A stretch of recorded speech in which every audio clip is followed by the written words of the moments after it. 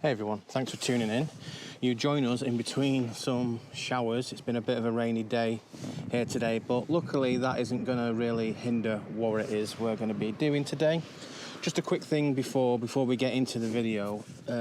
Firstly, I just want to thank everybody who's watched the MX-5 videos. They've liked, commented, subscribed, all that good stuff. It helps massively channels of this size. So if you do like this type of stuff, be sure to give it a like, give it a subscribe, and thanks in advance for any support that you offer. It's super motivating, so love to see it.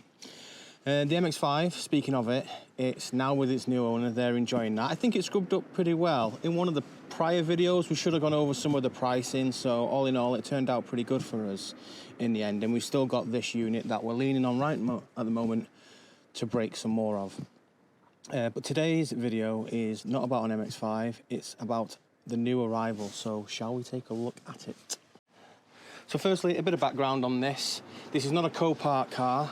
I woke up one day, was searching Facebook Marketplace, saw something come up, and this particular type of car, I've never really had like a massive interest in all honesty, but there's one, a later version that parks just round the corner from me that I pass quite a lot and that drives past quite frequently. You may have seen it in some prior videos. And over the past few days that I've been up and working around the MX-5, it's just been there, sat on the corner in my periphery, and I've been seeing it and been thinking, oh, that looks like a tidy car.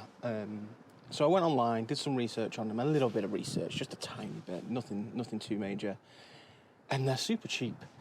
And you know, I've been contemplating a few different cars. I've got loads of stuff on my watch list on Copart, but then perusing Facebook Marketplace in the morning, there was one there, not too far from me in North Wales.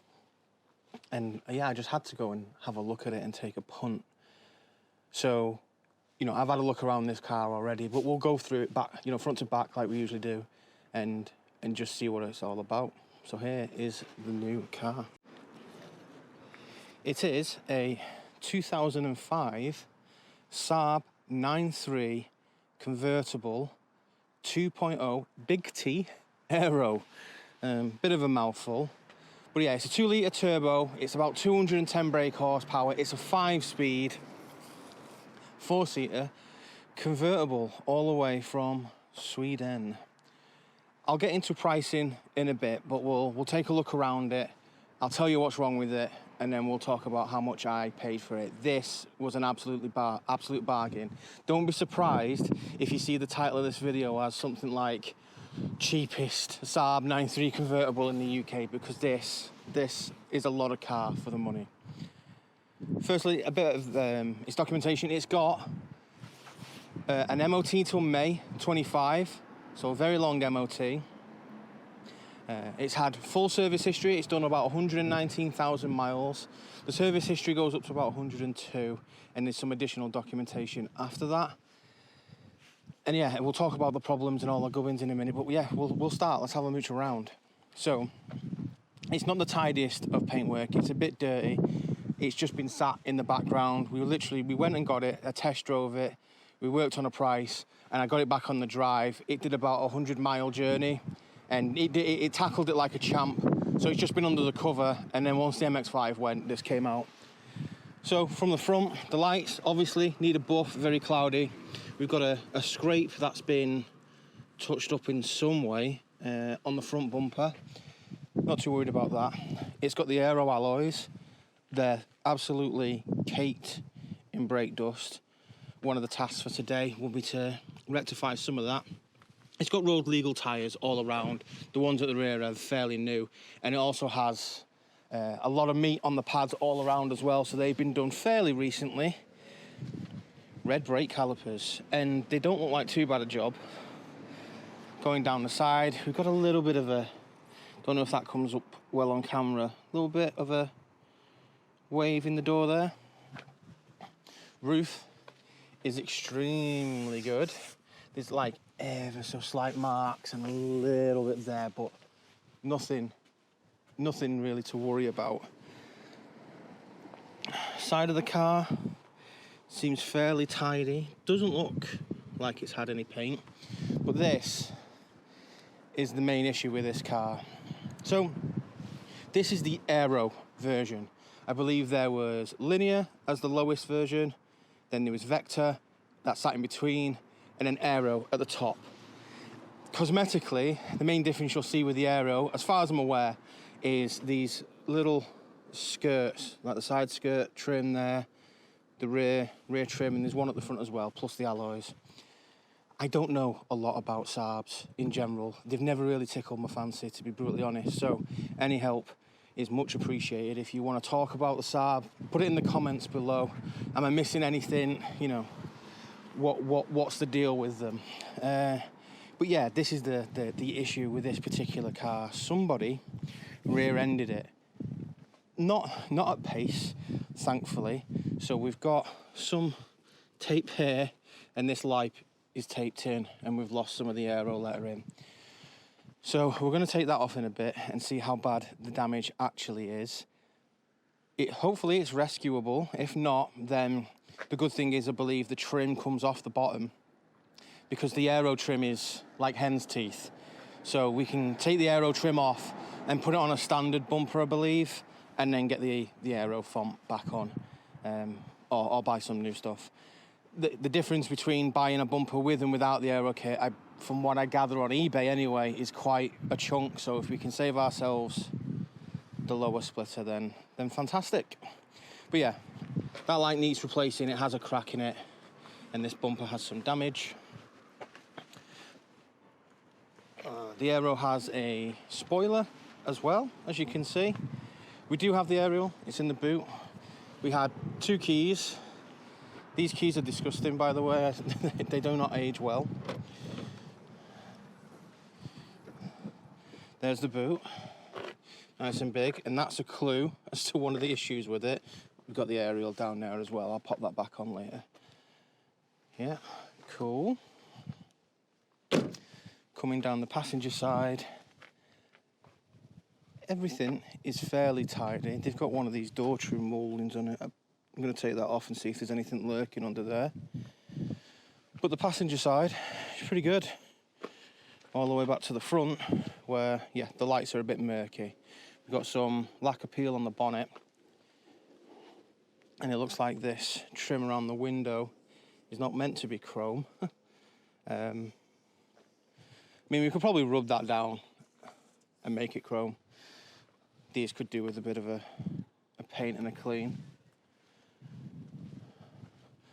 But on the outside, you know, I think it can tidy up. Again, this was older than the MX-5, right? So this is 2005, so this is going on 19 years. The MX-5 was 18 years old. So it's a little bit older. Okay, let's have a quick look at the interior.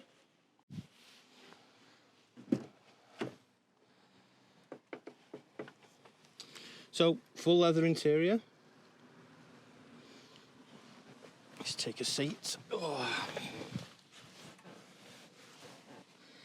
It's in mostly good order. Again, it's commensurate of its age. The back is really good. Again, it could just do with a good clean. The roof.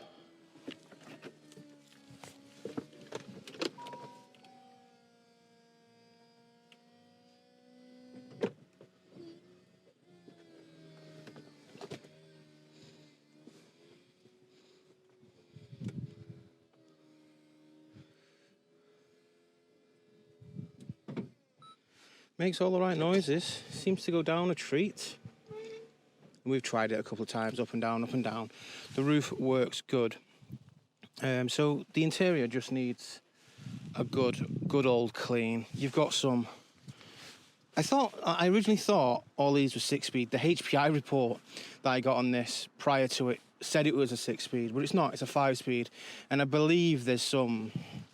You know, early ones were 5-speed, and then it became an option in the future. Or there's some jargon going on with the trims of these particular cars, and some crossover between this and the facelift version. Yeah, it's all a bit strange and confusing. Some fascia panel there. God knows what that's for. Got the Yeah, baby. Oh. Cool. So yeah, the interior, for all intents and purposes, I think it's good for the age. We'll have a look under the bonnet shortly, but whilst we're here, we'll talk about a bit of what's wrong with this car. You may see it down there, and you can see it up there. So, 119,000 miles. From what I can gather, it's got an airbag malfunction. I believe one of the rear lights, the opposite rear light, the passenger rear light, is also, the brake light's out, so that needs replacing. We have a little bit of dead pixelization on the screen here, but not too much. But yeah, there's an airbag malfunction. The lady who sold it said she believes it needs a new airbag squib, or she's been quoted for one. So we'll need to look into that. Saabs and any Swedish cars, as far as I'm aware, are quite notorious for having like a lot of stuff locked behind a specific code reader. A lot of stuff online tells me I need a Tech 2 to fix this. If anybody knows of a way to get rid of this or test this airbag malfunction light, let me know. I've tried my OBD2 reader. It kicks out no codes, so this car is clean, but I'm still getting an airbag malfunction light. So there's something. It could be the clock spring, it could be the squib, some cabling. You know, when it got rear-ended, the airbag could have deployed. There's none of that information, and the lady didn't allude to any of that. So I might be chasing an airbag light issue. But yeah, that's it for the inside. Oh, the aircon doesn't seem to work neither, so that could do with some investigation. What we'll do is we'll pop the bonnet, we'll have a look, and then we'll start it up. So here she is, a 2-litre turbo, the Big T. The naming convention for these cars is a little bit strange. You have, I believe, the 1.8T, which is still a 2-litre turbo, but it's a detuned version of this engine. Then you have the 1.9, I think it's TID, which is the diesel variant. A completely different setup. Then there's the 2.0 small T, which again is the same 2-litre turbo engine at a different state of tune. And then you have the 2-litre turbo Big T, which is this particular variant, which I believe is around about 210 horsepower. I think I might be getting this completely wrong, so please correct me in the comments below. I think the 1.8T is 150 brake, and then the 2.0 small T is around about 190, thereabouts. You know, give or take 10 brake horsepower, and I think I'm in the right area. So yeah, 2-litre turbo. What can I see wrong here? From what I gather, I believe this is meant to have a cover on it. I don't know if that comes up well on camera, but there's a crack there. I've checked oil. Oil looks really clean, and there's none of the Mayo gubbins. So one of the issues with this car, and you can see it on the MOT reports, is it has an oil leak, but it's not excessive. And I guess one of the byproducts of having a car that has like a consistent oil leak, you saw the oil in the boot. If you're constantly topping up new oil, that the oil will look fresher because you're constantly putting new oil in and it's just leaking out of the engine somewhere, you know, some way, shape or form. So it's strange. That, in a way, can help maintain a car as long as you don't let it fall too low, because you're constantly topping it up with new oil, so it's constantly getting a fresh supply. So what I can see from the top anyway is there's obviously a leak round here. Power steering, I believe this is. One of the issues is when I turn full lock, or, you know, hard left or right on the power steering, especially when it's idle, I hear a slight clicking coming from here. So there might be something wrong with the pump. It might be running dry. Let's have a look. I mean, it's got fluid in there. I don't think it's enough though. So we'll have a look at that. And you can see some of that's leaked onto things down here. But if I come over to this side, I don't know if people can see in there, but yeah, there's a lot of oil around here. A look further down, it looks like there's some oil on what looks to be the air conditioning compressor. So it has an oil leak. That's one. one thing. So we've got the rear bumper that's balked. One of the rear lights needs to be replaced. One of the bulbs needs to be replaced. We've got the airbag issue, which could be a squib or whatever, clock spring, and it needs coding correctly, I believe. We've got the power steering, which has a little knock, and then we have this oil leak that comes from somewhere. Now, to be honest, it might not be worth fixing many of these things because of the price of this car. So let's talk money before we start her up. So this was bought from Facebook Marketplace. It was advertised, and this is what got me. It's an aero model, so apart from like the 2.8 litre version, which is pretty rare, it's the aero model, so technically top of the line from the regular models. I was looking at them, and they're going for like, you know, in pretty good condition, 2,000, 2,500. I saw some really ropey ones with like 200k on the clock for about 1,250, 1,500. Most of them automatics. But then this came up on Facebook Marketplace, and the pictures looked okay. They looked, as they are now, pretty dirty, to be fair. It is a Cat N because of that bump, and that happened days after the MOT in May of this year. So as long as that's not too bad, that should be a pretty easy repair. The price of this, it was advertised for 700, which was already like crazy cheap. The cheapest aero that wasn't like an absolute basket case with no MOT and loads of issues and high miles, super high miles. I got this for 500.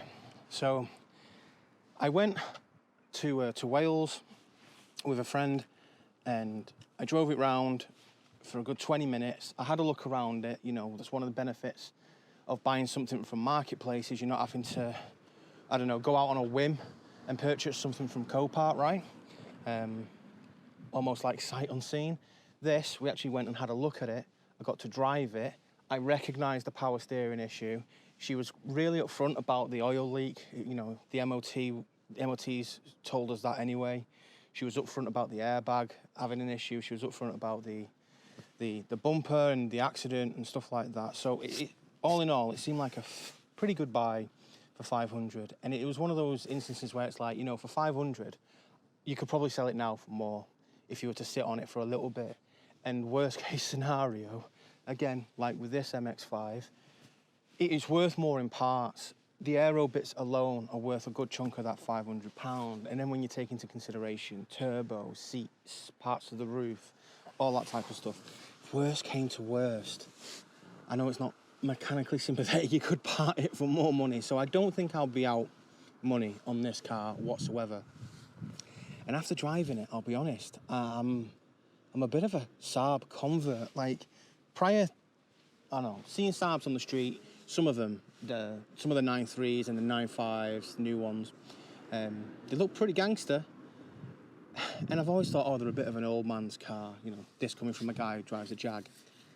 But that one round the corner, it caught my eye. It was in a very nice blue colour. It's the facelift version. I actually prefer the look of the non-facelift version, to be honest, with the square of lights.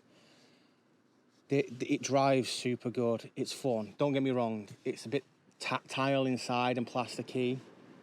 And, you know, it's not an S2000. It doesn't have the speed of the Jag. You know, it doesn't have the rev of the S2000. But, you know, it's a neat little turbo. And it was quite fun. And it's a 4-seater convertible. That's not something I've really owned in the past. I've owned one, a Megane convertible. It was vile. This is way better. And I don't know, there's just something a bit cool about it. Do you not think? I don't know. There's something about Saabs, I think, that just, I wasn't a massive fan, but after driving it and looking up on them a bit more, reading into them, I kind of get it. I'm, you know, it's starting to sway me, right?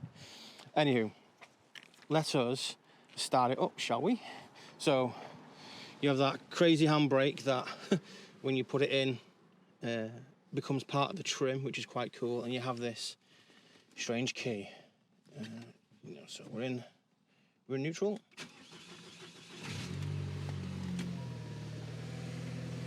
So yeah, left brake light failure, fair enough. So you can press this button here, I believe, clear. And yeah, airbag malfunction, contact service, clear. We're good to go.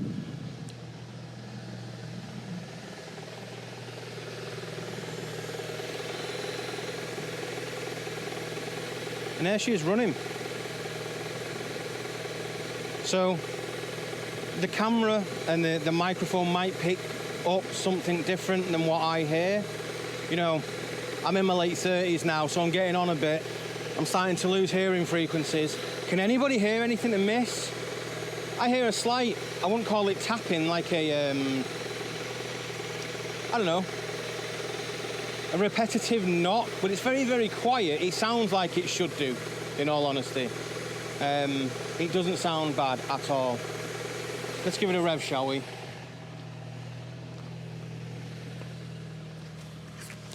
Oh. What does it sound like?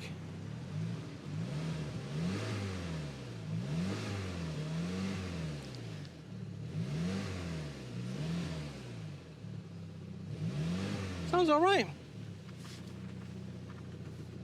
There we go. I don't know if you can hear that. So I'm turning the steering wheel now. Tap, tap, tap, tap, tap. Other side. I'm feeling it through the steering wheel, like some slight resistance and wobble. Tap, tap. Tap, tap, tap, tap. So yeah, maybe it needs more power steering fluid. It seems to have a bit of a leak around there. We can check that. We'll see where we can get with the air conditioning. Yeah, there's stuff to do. This is probably going to be a bit of a longer, should I say it, a longer tail on this one, as we're now starting to lose light and stuff like that. And I don't know much about Saab, so there's going to be a lot of learning in this. So if you guys can help me in the comments, then that would be much appreciated. But yeah, there's the first look at the Saab. I think what I'm going to do today, pardon me, is let's get the roof back up. I'm going to give it a wash and see whether or not we get, let's turn that down, and see whether or not we get, any additional blemishes that show themselves once the car has had a bit of a clean. But yeah, let me know what you guys think about this. I think it's pretty cool. Long MOT, super cheap. What do you guys think of the price? When I'm looking on Facebook last night, the nearest one to this, the cheapest Aero I saw was £1,000 with 200k miles, and it was an automatic, and that was on Marketplace. Then the cheapest Aero, which was a manual at similar miles, was £2,000 or thereabouts. I think it was about 1895 or something like that. Okay, they didn't say they were cat cars. They don't necessarily have to disclose that in the UK. But this feels like it's at least 3 times cheaper than the nearest comparable car. Okay, yes, it needs the airbag doing, and the rear bumper are the main things, but other than that, it drove really good. It will clean up really well. So yeah, I'm quietly confident for now. At least, there's no wood in here, but yeah, touch wood. It should be a good little project, I think. If you know anybody who has a Tech 2, one of the Saab systems, who's willing to help us out, put me in touch with them, and they can come and have a look at this airbag light. Or if you know of a scanner that can do the job, preferably a universal one, because then I can use it on other cars. It's not just, I don't want the ones that are just specifically for Volvo and Saab. If there's one out there, which is a little bit more, that includes all the Volvo and Saab stuff as well, then brilliant. Point me in the direction of that particular asset, and I'll have a look into it. It'd be cool to get a deep scan on this to see whether or not there's anything else giving it grief. The traditional OBD2 scanner is not picking anything up at the moment. So yeah, let's turn this guy off and get to washing it.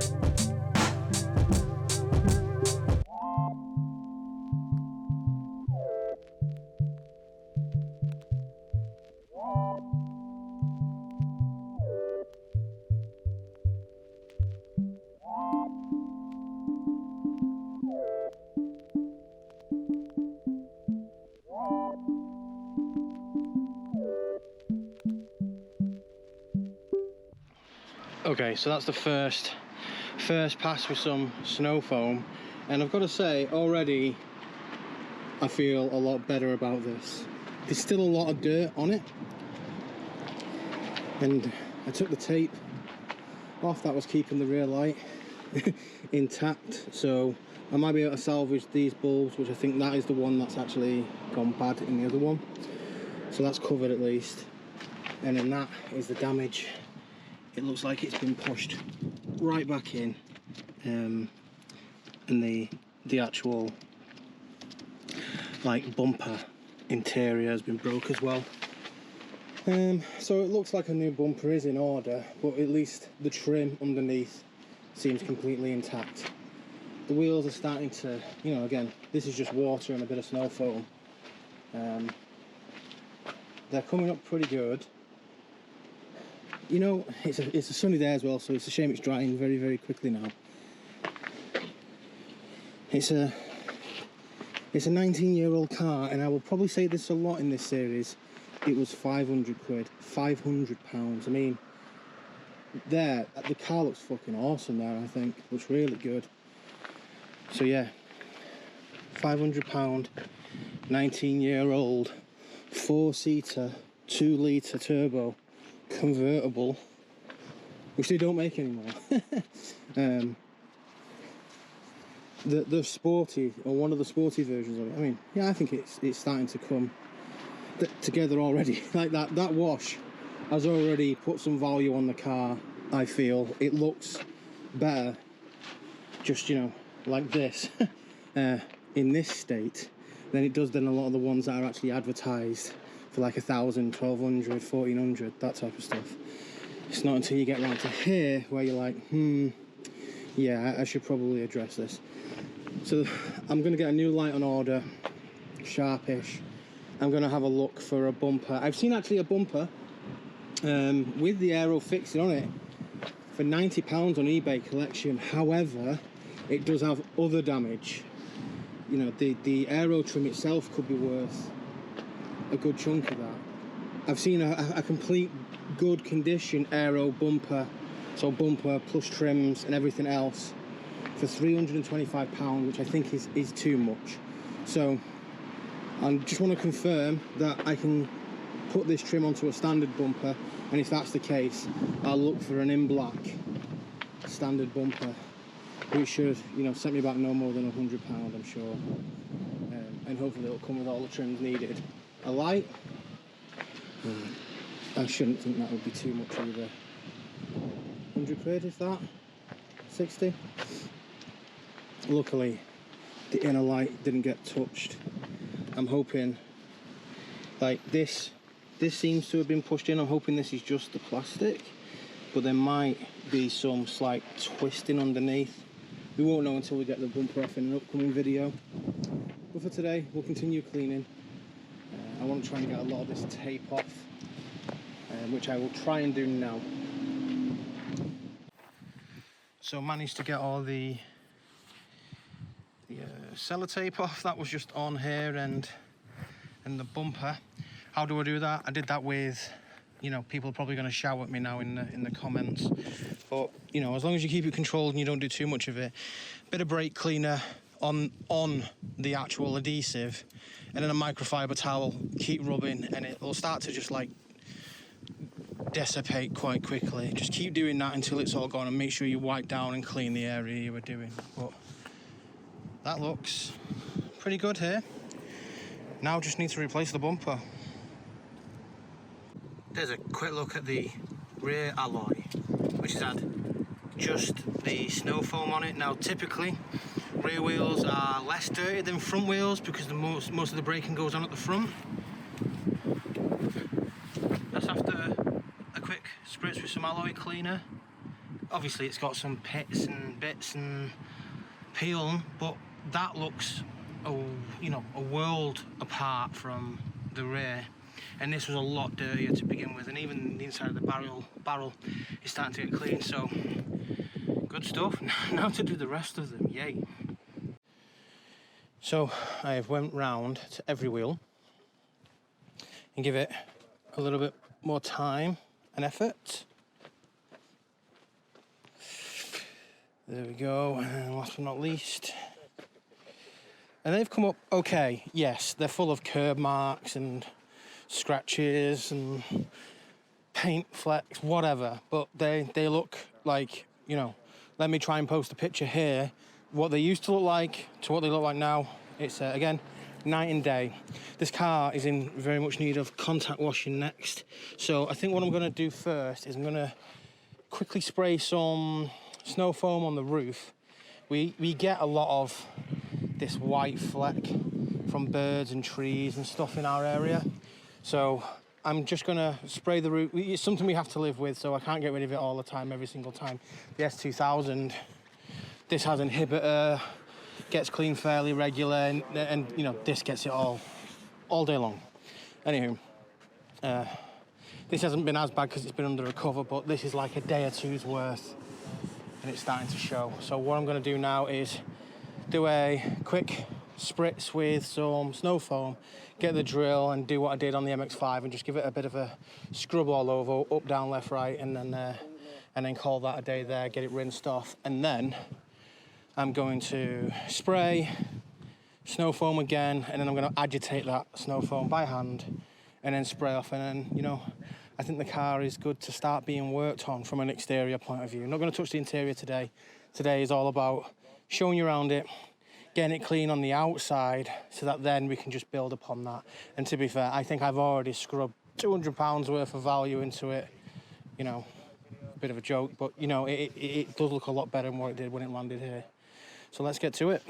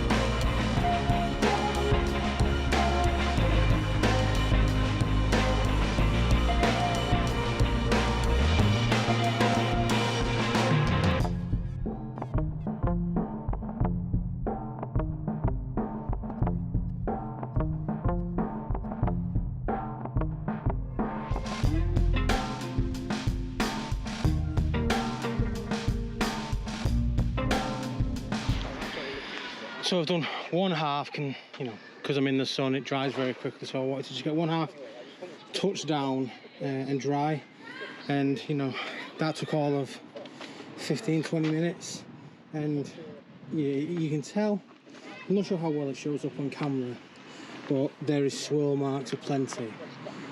But now that all the dust and dirt, or most of it's been shifted, there's still some of the, you know, ingrained tar stuff in there.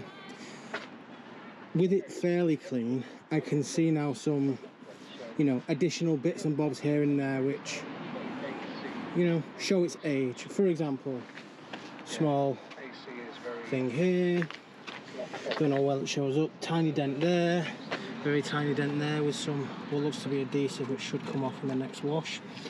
You can see that before. Down here you can see some of the paint is coming away from the inside. Easy touch up though. And you see, like, again, some swirls and scratches. The roof came pretty clean now. For all intents and purposes, that is a very nice roof. So that clean worked well. Might not use any inhibitor on this. We'll see. It's an inexpensive product, and that is a lot of surface area. It's like 2 to 4 times bigger than that of the S2000. But yeah, like, it's cleaned up really nicely. I'm going to do the rest and the opposite side off camera, and then once it's fully clean, we'll have one final look and we'll probably wrap up for the day. All right, let me get to it. And here we are, car clean and dry. Just a few bits of lint on it. I didn't actually wash my drying towels before I used them, but wow, like, I don't know if people can see this, and again, I'll try and intersperse it with some images of what it was like prior to the clean, but this is cleaned up like really well for a 19-year-old 500-pound car.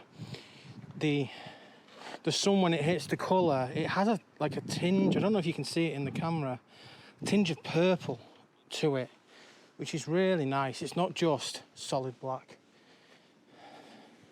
That obviously really lets it down. I think it could look cool with just chrome lights like the later version. But yeah, this has turned out really, really clean.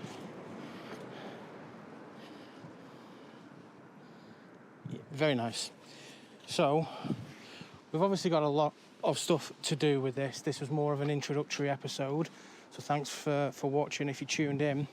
We've got lights to fix, bumper to fix, airbag to fix. We can, you know, touch up some of the paintwork here and there. We can clean up the lights. We can clean up the window wipers. We need to spruce up the interior because now, comparatively, it lets the side down. And the car drives really well, so hopefully mechanically you need to try and look into that oil leak. It's been on a few MOTs. Is it going to be something serious, or do I just leave it, keep topping it up, run the car into the ground? Do I keep it or do I sell it on? Regardless, some value has definitely been polished into this today. I say polished, I've not polished it whatsoever. Some value has been unearthed from this car today. £500, what a bargain. So much car for the money. Is it worth much? No. But I don't think, you know, I think if I put a couple of £100 into this, I don't think I would lose it. Not at all. And if not, if I say, you know, even if I put £500 into it, £1,000 for near enough a year's worth of hassle-free driving could be the way to go. What a lot of car for the money. Look at it. Just look at it. Look at it. £500. I think Saabs need to come back, man. I think I'm a convert. After cleaning it today, seeing how well it's come up, and you know, knowing it dries well, that looks awesome. I'm sorry, I don't know what else to say. It looks awesome.